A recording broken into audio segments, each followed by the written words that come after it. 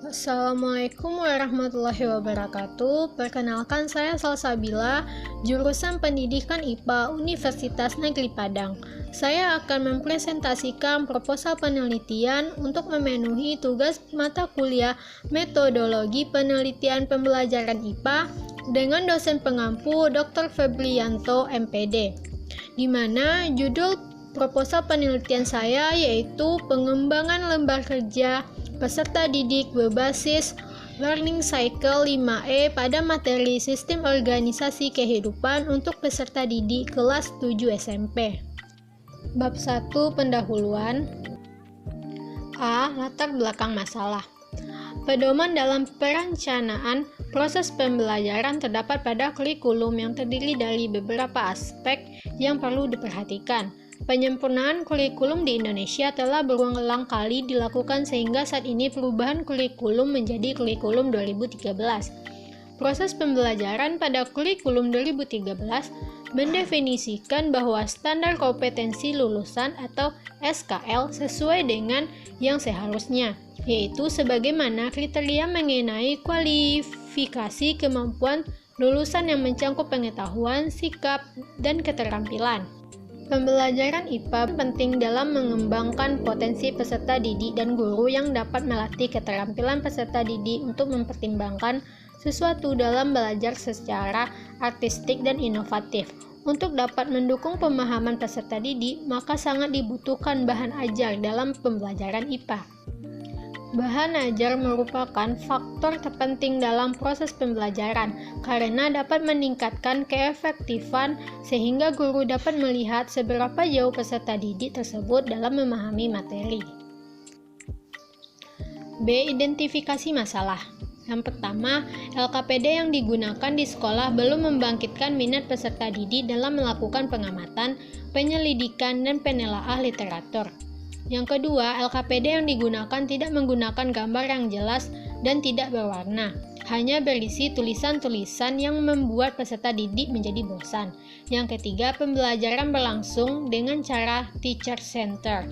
Yang keempat, peserta didik kurang mendapatkan kesempatan dalam mengkomunikasikan pengetahuan yang didapatkan dari proses pembelajaran. C. Batasan masalah. Berdasarkan identifikasi masalah di atas, batasan masalah pada penelitian ini adalah pengembangan LKPD berbasis Learning Cycle 5E pada materi Sistem Organisasi Kehidupan untuk peserta didik kelas 7 SMP yang valid dan praktis. D. Rumusan masalah. Berdasarkan batasan masalah di atas, bagaimana cara mengembangkan LKPD berbasis Learning Cycle 5E pada materi Sistem Organisasi Kehidupan untuk peserta didik kelas 7 SMP yang valid dan praktis. E. Tujuan penelitian. Berdasarkan rumusan permasalahan, tujuan pengembangan LKPD berbasis Learning Cycle 5E adalah menghasilkan LKPD berbasis Learning Cycle 5E yang valid dan praktis pada materi Sistem Organisasi Kehidupan untuk peserta didik kelas 7 SMP. F. Manfaat penelitian. Hasil dari penelitian ini diharapkan dapat bermanfaat bagi berbagai pihak, diantaranya sebagai berikut. Yang pertama, bagi peserta didik, lembar kerja peserta didik berbasis Learning Cycle 5E pada materi Sistem Organisasi Kehidupan ini dapat digunakan sebagai salah satu sumber belajar.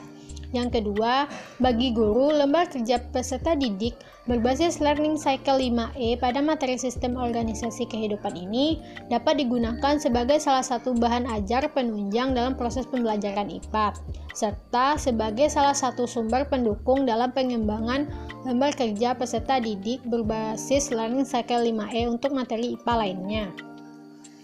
Yang ketiga, bagi peneliti, sebagai pengalaman dan bekal pengetahuan dalam mengaplikasikan ilmu pengetahuan yang didapat. Yang keempat, bagi penelitian berikutnya, lembar kerja peserta didik berbasis Learning Cycle 5E pada materi Sistem Organisasi Kehidupan ini dapat digunakan sebagai salah satu referensi dalam mengembangkan lembar kerja peserta didik berbasis Learning Cycle 5E lainnya.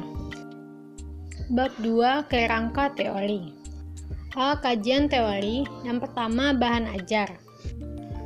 Bahan ajar yaitu pokok atau materi yang ada dalam kegiatan pembelajaran, karena bahan ajar itulah yang harus diupayakan untuk dikuasai oleh peserta didik. Bahan ajar dapat menimbulkan gairah belajar sehingga memungkinkan peserta didik untuk belajar mandiri sesuai dengan kemampuan visual, auditory, dan kinestetik dan serta memberikan rangsangan yang sama kepada peserta didik. Yang kedua, lembar kerja peserta didik. Lembar kerja peserta didik atau LKPD dikenal juga dengan lembar kerja siswa atau LKS. Perubahan penggunaan istilah LKS menjadi LKPD disebabkan karena dalam kurikulum 2013 terjadi perubahan istilah siswa menjadi peserta didik. Namun secara umum komponen-komponen penyusun LKS dan LKPD tidak jauh berbeda. Menurut Prastowo 2011, ada beberapa struktur yang ditemukan dalam LKPD adalah sebagai berikut. Yang pertama, judul. Yang kedua, tuntunan belajar. Yang ketiga, indikator pembelajaran. Yang keempat, laporan pendukung. Yang kelima, langkah kerja. Yang keenam, evaluasi. Pada tahun 1960, Learning Cycle dikembangkan oleh Karplus dan rekan-rekannya dalam Science Curriculum Improvement Study. Pada awalnya, model ini terdiri atas 3 tahap pembelajaran, yaitu Exploration, Explanation, dan Elaboration, atau disebut juga dengan Learning Cycle 3E. Secara berkelanjutan, ketiga tahap tersebut mengalami perkembangan menjadi 5 tahap, yaitu Engagement, Exploration, Explanation, Elaboration, dan Evaluation, sehingga disebut juga dengan sebutan Learning Cycle 5E. Learning Cycle 5E merupakan mode pembelajaran yang berpusat pada peserta didik. Learning Cycle 5E merupakan suatu mode pembelajaran inovatif yang mampu mendukung peserta didik dalam mengembangkan pengetahuannya sendiri. Siklus belajar Learning Cycle 5E ini merupakan salah satu mode pembelajaran yang memperhatikan kemampuan atau pengetahuan awal yang telah dimiliki oleh peserta didik. Mode pembelajaran Learning Cycle ini dikembangkan dari memiliki konsep di mana pengetahuan awal yang dimiliki oleh peserta didik dikaitkan dengan pengetahuan baru yang diperoleh oleh peserta didik tersebut. Yang keempat, lembar kerja peserta didik berbasis Learning Cycle 5E. LKPD tidak akan menarik dan berkualitas apabila tidak dapat memenuhi kebutuhan peserta didik dalam memahami materi pembelajaran. Dalam pembuatan LKPD berbasis Learning Cycle 5E ini harus merujuk pada syarat-syarat LKPD yang dilengkapi dengan tahap-tahap yang mengacu pada Learning Cycle 5E. Nah, pada lembar kerja peserta didik atau LKPD berbasis Learning Cycle 5E terdapat beberapa unsur. Yang pertama, judul. Yang kedua, tuntunan dalam pembelajaran. Yang ketiga, kompetensi dasar. Yang keempat, indikator. Yang kelima, peta konsep. Yang keenam, bahan ajar dan alat. Yang ketujuh, cara kerja. Yang kedelapan, tugas. Dan yang kesembilan, penilaian. Yang kelima, mode pengembangan PLUM. Pada penelitian ini, mode pengembangan yang akan digunakan oleh peneliti adalah model PLUM. Pengembangan model PLUM terdiri dari tahap pendahuluan, tahap pengembangan atau tahap pembuatan, dan tahap penilaian. B. Penelitian yang relevan. Sebagai pendukung dalam penelitian ini, peneliti mendapatkan beberapa penelitian yang telah terdahulu, diantaranya adalah sebagai berikut. Menurut Titin Veronica, tahun 2017 dengan judul penelitian yaitu pengaruh pembelajaran berbasis Learning Cycle 5E terhadap penguasaan konsep sistem peredaran darah manusia kelas 9 SMP Negeri 19 Palembang yang menyatakan bahwa penerapan model Learning Cycle 5E secara signifikan berpengaruh terhadap penguasaan konsep belajar peserta didik. Persamaan antara penelitian terdahulu dengan penelitian yang akan dilakukan oleh peneliti adalah sama-sama menggunakan mode pembelajaran berbasis Learning Cycle 5E. Perbedaannya ialah terletak pada materi pembelajaran di mana penelitian terdahulu menerapkan model pembelajaran learning cycle dengan materi sistem peredaran darah manusia, sedangkan peneliti menerapkan model pembelajaran learning cycle dengan materi sistem organisasi kehidupan. Bab 3. Metode penelitian. A. Jenis penelitian. Penelitian ini menggunakan jenis research and development atau penelitian dan pengembangan. B. Tempat dan waktu penelitian. Penelitian ini akan dilaksanakan di SMP Negeri 1 Linggosari Baganti, Pesisir Selatan.